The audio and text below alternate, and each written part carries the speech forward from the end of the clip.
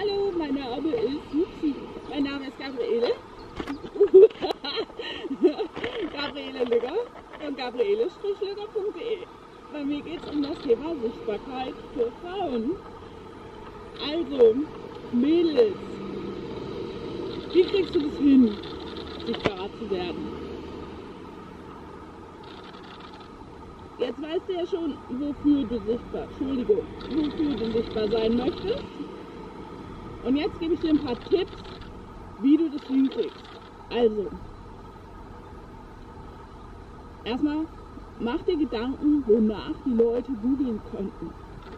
Das sind meistens googeln die Leute nach Problemen, weil die Lösung haben sie ja noch nicht. Also mach dir Gedanken, welche Probleme du lösen wirst. Für deine Leser, Kunden und so weiter. Und wenn du das hast, dann gib das mal bitte bei Google Keyword Planner ein, ob das die richtigen Schlagwörter sind, nach denen die Leute wirklich suchen. Weil wenn sie das nicht tun, dann musst du dir nochmal weitere Gedanken machen, wonach deine Leute suchen. Ich wünsche dir einen schönen Tag. Bis dann. Tschüss.